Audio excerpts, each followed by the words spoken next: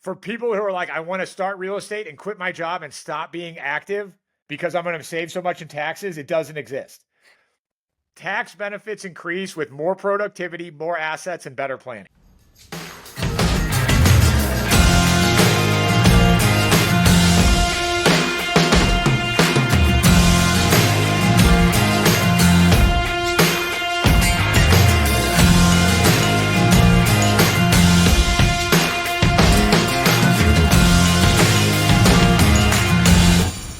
Alrighty, welcome back to the Main Street Patriot Podcast. I am your host, Jimmy Vreeland.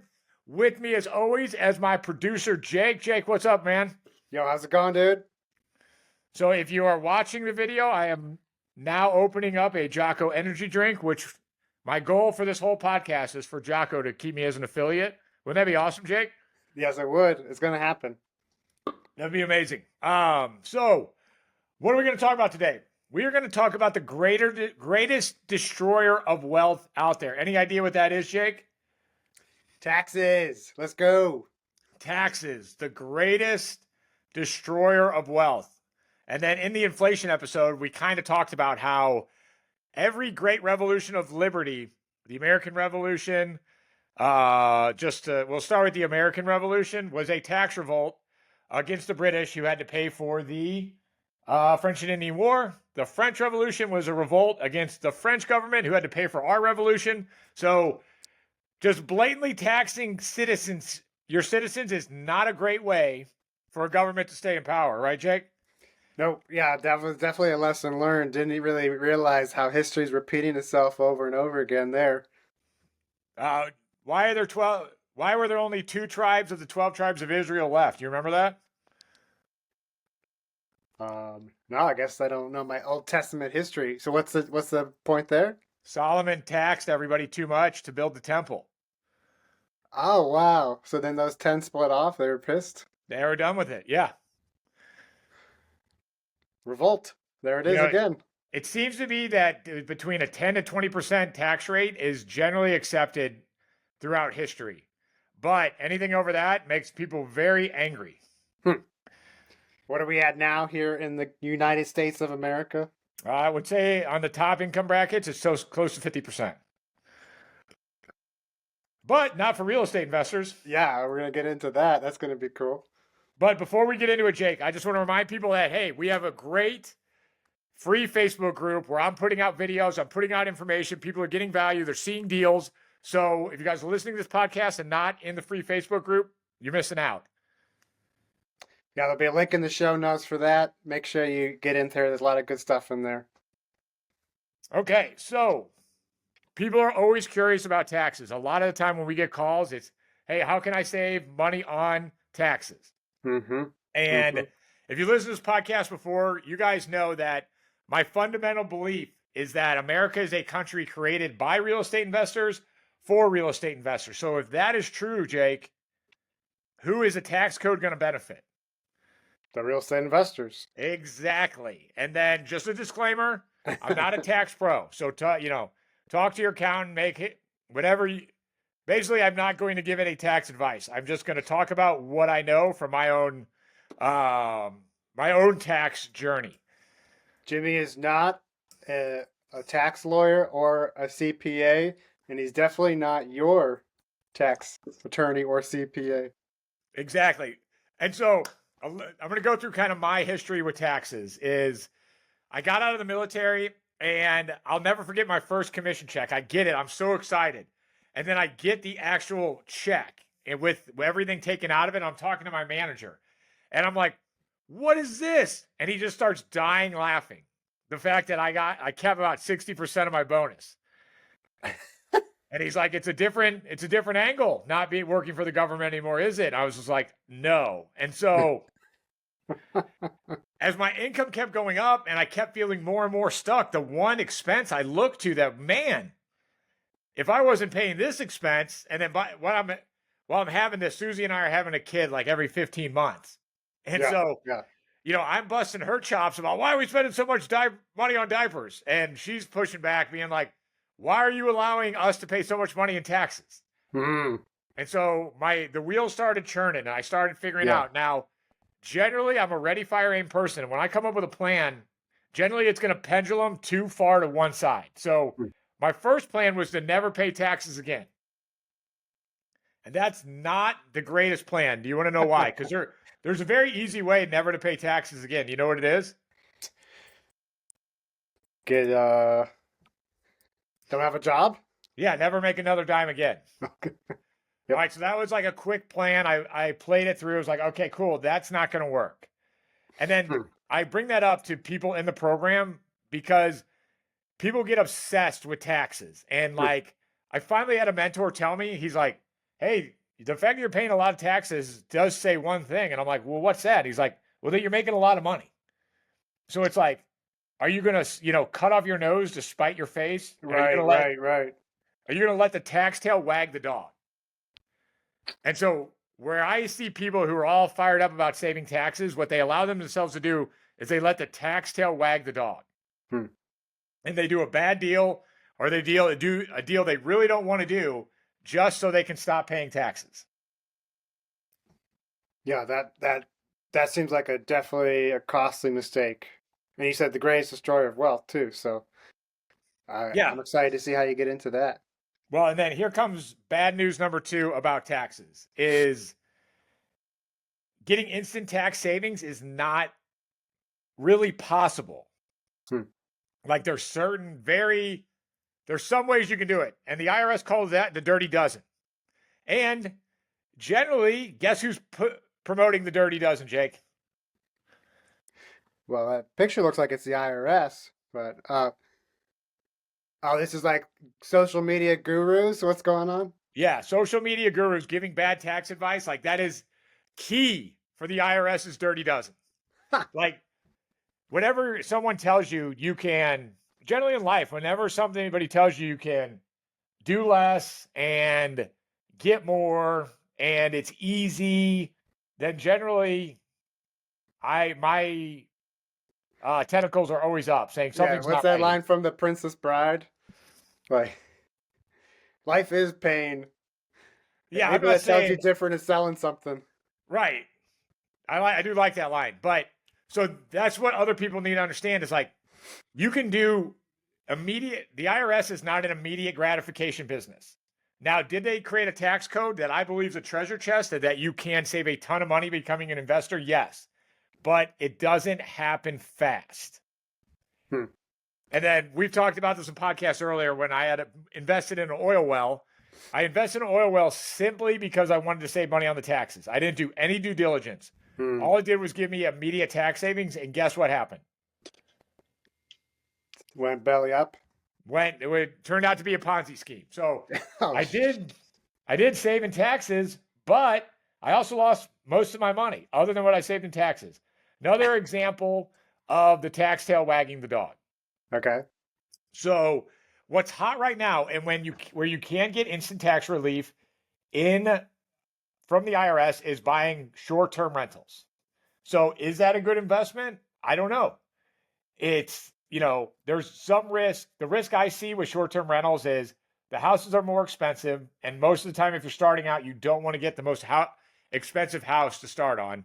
There's more work and more litigation.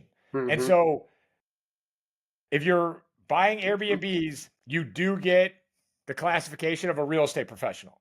Now, there's so much confusion going on what does real estate professional means. And this is another data point for me why the entire tax code is benefited to benefit real estate investors and that the country was created to benefit real estate investors.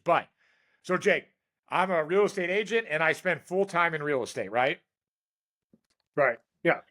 There's no reason the IRS does this, but when I depreciate my passive rental portfolio, I am able to take that off my active income. Wow. Even though that is your job. Because it's my job, I can do that. Oh, because it's your job. Yes. Like there's no logic why they did it. They have this special carve out for real estate investors. And so that's huge. So if you're a doctor and you're not a real estate professional, you cannot take your passive losses to offset your active income. But now if you are a real estate professional, you can. Wow. So understanding that concept, short-term rentals, since the IRS says, hey, if you're doing a short-term rental, you're managing that asset and you are doing active income, they have created that carve-out for short-term rentals. Oh, wow. Okay. But why is that? So instantly you think that's awesome. But if you're a busy professional, guess what? To save some money in taxes, you just picked up a low-paying job in real estate. And so could be, maybe it works for you, maybe it doesn't, but could be another example of the tax tail wagging the dog. Right. Yeah. For the sake of grabbing that instant tax savings, you get the very expensive house with a lot of work. Doesn't have the ROI that you're looking for. Yep. And And like just, it can't be that much, the tax savings. if you do a cost seg and you have a really expensive house, it can be substantial. It depends on an individual situation, but the thing they need to consider is, do I want to take on this low-paying job in real estate? But you're saying you only get to offset your losses. Correct. That's assuming you're losing money on your short-term rental. Well, that's another. You're gonna have me bounce around here, but that's Okay. another magical part of being a real estate investor.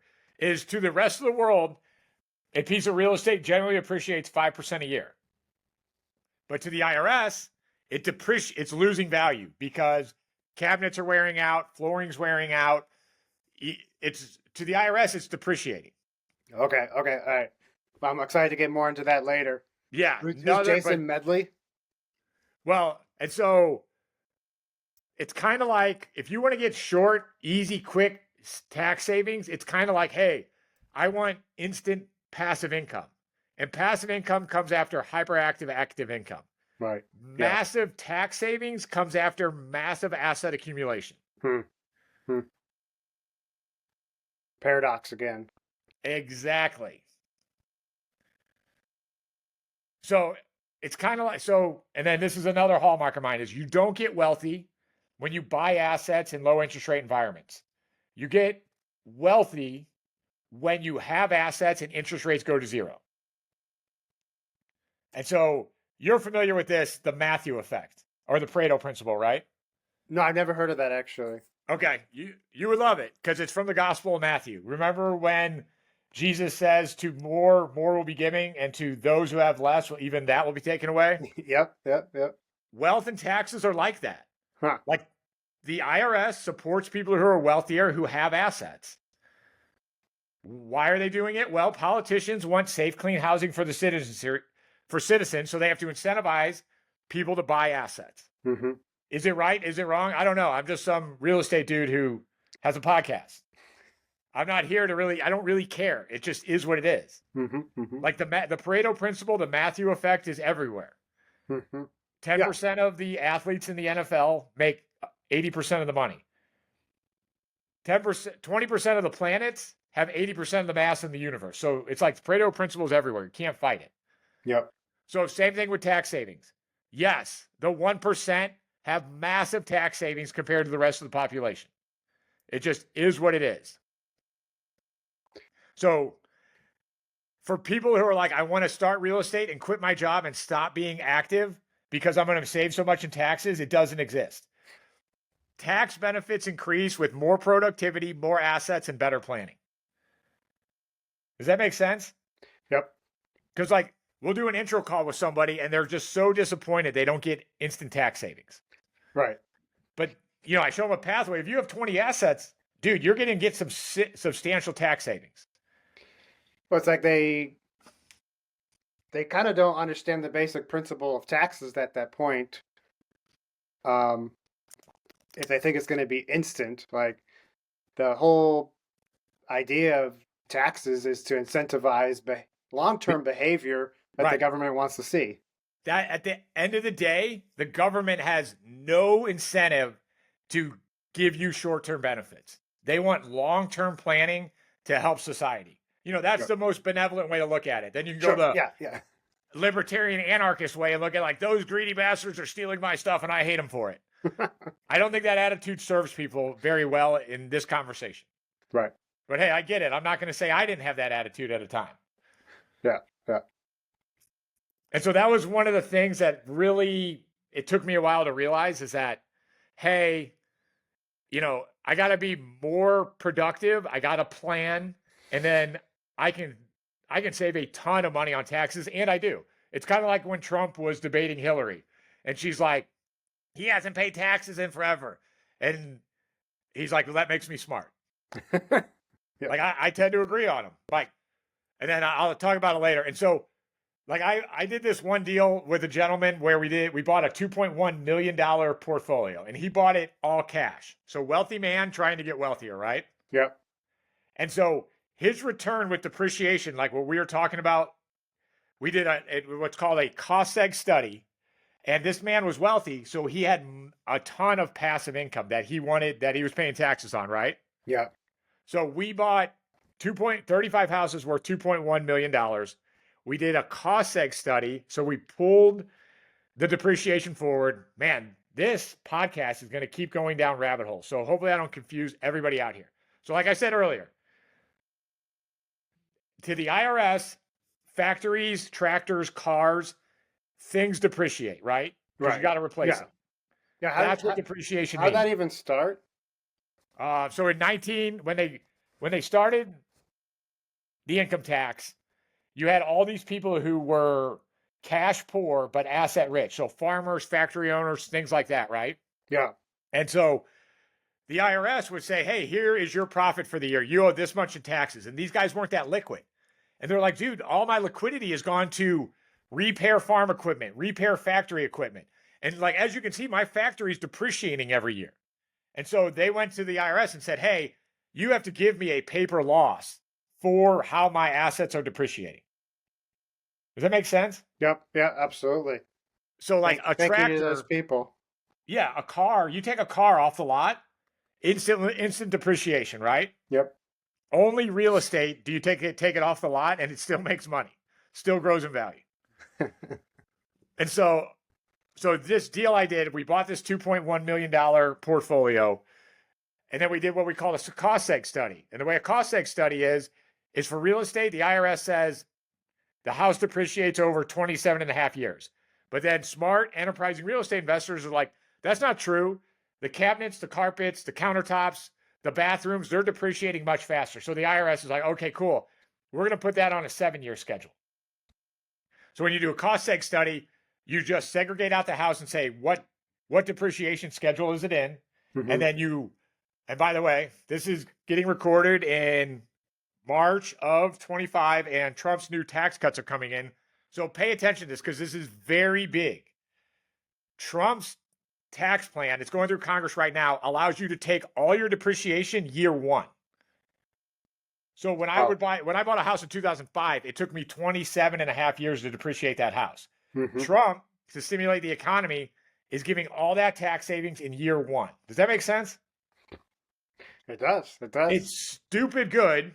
And just for those of you who are maybe not realizing this, the current leader of the free world is a real estate tycoon and mogul. Who do you think he's going to bet? Who do you think he's going to hook up? Just like many other presidents that we've had before, as we've discussed. Right. Okay. So this is how you can get instant tax savings if you already have assets and you already have passive income. This is going to be like for the 5% of new people into real estate. But this person's got $237K instantly from a cost seg study and depreciation. He had a 40% tax bracket. So you do that math, he saved $109,000 in tax savings just by buying the houses. So he got a 5% return right away. And then I'm going to I have a case study of this portfolio that I renew it every year. It's in my YouTube channel. Nice. Now, the Occupy Wall Street, I'm going to say something to their sensitive ears right now that's going to make them really angry. You ready for it, Jake? You know, I'm ready for that kind of stuff. Let's get it. This was something No holds also barred. what's that? No holds barred. This was also something that surprised me as my team started doing better and my income started going up. But the more money I've made, my tax rate has gone down, but I still pay more in taxes. Does that make sense? Yep. So when I was all fired up as a corporate employee, like I'm paying 40% in taxes, and I was making around probably $250K a year. So what is that? I paid about 100 grand in taxes. And then now I pay, because of different corporate structuring, I pay about a aggregate tax rate of 20%. And I can live with that. I'd prefer 10, but I live in the greatest country on earth. I'm fine with giving them 20%. So that's interesting. You said that Occupy Wall Street doesn't want to hear that kind of stuff. Like it goes against the narrative. Now the rich doesn't pay their fair share, Jake. It's like, nope, they're paying even more. And like I Occupy Wall Street, for all intents and purposes, has like mixed up the dog and the tail, just like you were saying before. Like they. Well, I'm listening pay to more Jordan taxes. Peterson. What's up? I'm listening to Jordan Peterson's new book. Okay. Called We Who Wrestle with God. It's maybe one of the best books I've ever read. But he starts out with Cain and Abel and how all the bad decisions are made through envy and jealousy. Yep. And I think he calls it Cain-like rage. So when I hear, the rich don't pay their fair share, I think Cain-like rage.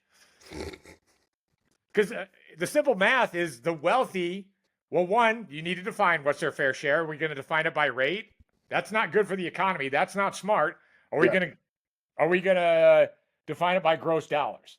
Right. I think we should define it by gross dollars. Sure. Okay, I'm off my soapbox. Now, why am I able to pay a lower rate in taxes? It's because I have a plan. And so if your expectation is to buy real estate and save money in taxes without a plan, it's not going to work. You're going to let the tax tail wag the dog. So like I said, when they started the tax code, the farmers and the factory workers were like, hey, my factory's depreciating every year. My farm equipment's depreciating every year. Right. Even though you don't see it come out of my profit and loss statement.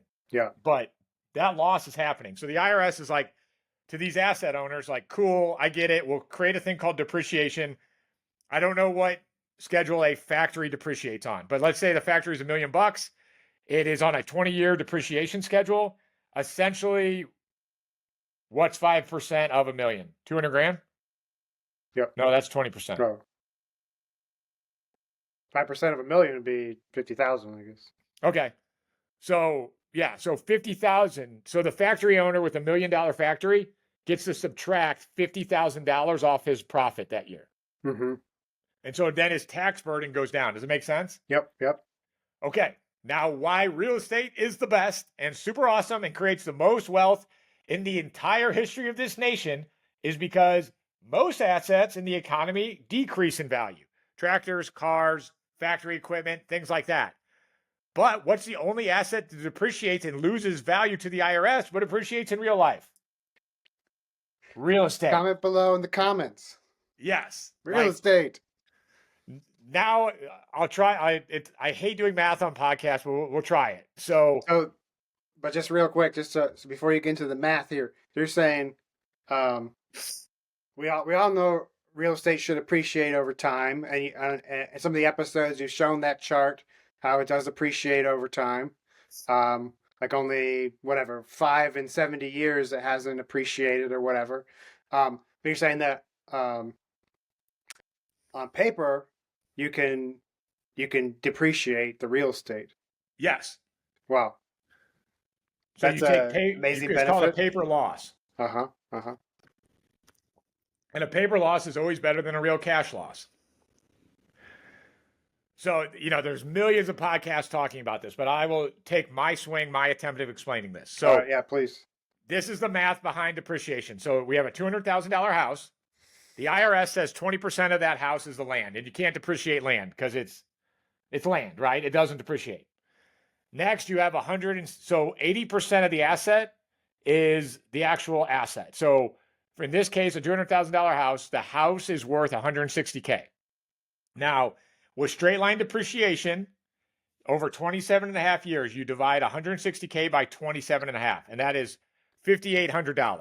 So you get a paper loss in your passive gain column of your tax return of $5,800. Does it make sense? Yep. Here's what also a lot of people don't know. To the IRS, you have your passive assets, or you have your passive assets, losses, and gains, and you have your active assets, losses, and gains. So a W-2 has everything, most of their income comes in that active column and gets taxed. It gets hammered in taxes. Most investors make most of their money in the passive column. Right. So they can use real estate to depreciate, they can use real estate to offset their tax burden. Now, that line between passive and active gets dissolved if you're a real estate professional. So there's no more line anymore. It's all active? It's all passive. It's all passive. Well, no, I mean, it's still passive and active, but real estate professionals are allowed to take their passive losses against their active income. The real estate professionals are the only people able to do that. Yep. Wow. So that wealthy guy who I bought the portfolio with, Yep. he had massive passive gains because he was a wealthy investor. So he took his passive losses off his passive gains and saved a ton of cash. Yep. Makes sense. So new people in the real estate or highly paid W-2 get frustrated by the fact that their depreciation goes into their passive tax loss. Like it's like a piggy bank. Sure. So this house we're talking about, the $200,000 example. Yep. Sure, they don't take that loss this year. So next year they lose another $5,800. It adds up. So now they have a $10,000 loss. So even if you can't get instant tax savings from real estate, the tax savings is still real. And it just comes down to when you're going to realize it. Back to there's no instant gratification with the IRS. Right. It's not in their interest to offer that. Say that again? It's not in their interest to offer that. No, because they're not a immediate gratification type business. Okay, so I just did my best at explaining depreciation. I'm going to talk about another mistake I made in real estate. Like I was still in a mindset like I'm going to pay zero tax. And so I just started taking on assets that I really didn't want, being like, hey, I keep adding up the depreciation, right? I'm a real estate professional. I can take these losses instantly. And so I started buying house after house after house, right? And great, I lowered my tax rate to basically zero. But then guess what else I did? Took on a lot of bad assets. I took on assets I didn't necessarily want, and I took on a lot of debt, and I had to pay a bunch in down payments, so I lost a lot of liquidity. So I didn't pay any taxes, but I wasn't liquid. And then a business owner has to be liquid so they can withstand storms. Yep. So there are other people, I find they need to balance between tax savings and liquidity. Me personally, I will pay more tax in order to preserve liquidity. Does that make sense? Because since I'm a real estate professional, I could go just buy more houses and I would never pay taxes. But then I'd be illiquid. Right. So for everybody, you got to balance between tax savings and liquidity. Like, for example, people sometimes, like I pay my wife the absolute minimum she needs to be to still be bankable. And so do I pay higher taxes? I technically don't have to pay my wife a W-2. She's half owner in the business. She could just take dividends, but she wouldn't be bankable. And so I pay more in taxes to keep my wife bankable, which means I'm more liquid. Does that make sense? Yep. So it's a constant dance, a constant balance. So a lot of people are like, oh, it saves me in taxes, but they don't recognize that it could potentially make them illiquid. And then a lot of people who come into the program do have a spouse that either works in the business or leaves their job to become the real estate manager. Right. And so they're like, well, I should pay that spouse nothing. And well, I'm like, dude, if you do that, she's not bankable anymore. And then you can't get your 20 government-backed loans. So just an afterthought, always be balancing savings with liquidity. Yeah, it comes back to having a plan. So exactly. And then me personally, I believe tax benefits on a deal are simply a cherry on top. Don't let the tax tail wag the dog. Don't do a deal because you get tax benefits. So it is a pillar, but the other three got to come first, so to speak. Exactly. And then I feel like it also has to do once again with the passive income paradox. Yep. Try to save in taxes to try to get passive income. To do that, you got to become more productive, more wealthier, so you can get cash for down payments. Mm-hmm. Mm-hmm. And then you do that, you get more assets, you get more passive income, but then you want more, so you have to become more productive, more productive. And so it's kind of a reminder from I got this from Ray Dalio, but if you want to save more in taxes, it's kind of counterintuitive too. If you want to save more in taxes, you got to become more productive and make more money. If Yeah, your have more overall goal is to assets. save more in taxes. Right. Right. So Right. another kind of paradox, kind of counterintuitive. Hmm.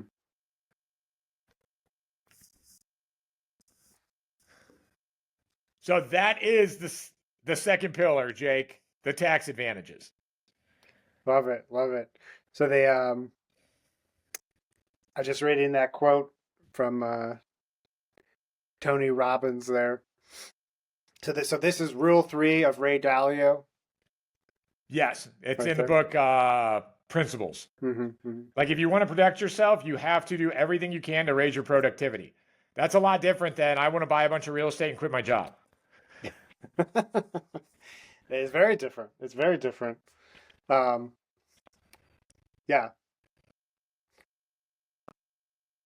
that's interesting. So along those lines, going back to that example you gave with regards to the short-term rental, that instant tax savings that you can get, Yeah. like if somebody wanted to get that, they could do that. Yes. But again, like, does it really make sense based on like? Well, it comes down to the individual's plan. Mm-hmm, mm-hmm. And then can you scale that? If you're going to, are you going to do 10? And then with your busy already job or business, can you maintain that management yourself? Mm-hmm, mm-hmm. Yeah. Well, it'll be interesting to see what happens coming up here with the new tax plan. Oh, it's going to be awesome if you have assets. Right. And you can still get in the game, which I always recommend. Don't wait to buy real estate. Buy real estate and wait. Yeah, exactly. And sounds like your team can help people with that, getting those assets, or at least having the plan to get those assets. I mean, that's what we do. It's just I do so many calls with people where they're just so disappointed that they can't buy real estate and instantly get tax savings. And it's just like, I feel an obligation to temper everybody's enthusiasm. So I've heard you sometimes in a class compare the tax code to a treasure map. I think at the beginning of the episode you called it a treasure chest, all the different like Yeah, I mean, treasure tax map, principles. and I think this is so important to me because I went through such an angry libertarian stage where I'm going to tee off on libertarians for a second. All right, here A we lot go. of libertarians just want to complain and talk about how to break or change the system. They never start with Ray Dalio. Oh, this is how I can become more productive. They're like, oh, I got to pay more in taxes. Why would I ever be super productive? So the only way I know that, I'm talking to myself 15 years ago, by the way. Yeah. But yeah, the whole tax code is a treasure chest for highly productive people with assets to search through it Mm-hmm. and just basically comply with what the government wants them to do, which is provide safe, clean housing for people. Yep. And then technically, if all you're doing is in a job is really only being benefit you and your company and your family, and that's a big deal. But like the people who make the tax laws are not going to hook you up. It's as simple as that, really. Like we were just saying, uh, the government wants to get the money for the whatever services they're going to provide. That's the role of the state, to, at least in this country, to provide some structure and services for the citizens. But they're going to create that system in such a way that incentivizes the behaviors that they want to see. And so like fair, not fair. I don't know. I'm just a dude. You know what I mean? I don't really care. Yep. Nice. Well, I think we beat that pillar to death. Why don't we what are we doing? Oh, we're talking next episode, we're talking everybody's favorite pillar, cash flow. Probably my least favorite pillar though. All right. I'm excited to get into that then at some point. Coming up in 2 weeks for the folks. Yep. And so if you're getting value out of this podcast, please like, share, and subscribe. If you want to get more value on it, why don't you click the link below that's in the show description and hop on a call with one of my team members. And then see if we can start, join Ranger Real Estate, see if we can start building a portfolio for you. Go ahead and share this and make sure you tag Jocko Willick so that we get this show sponsored. That would be awesome too. All right, Jake. Thanks, buddy. Yep. See you guys.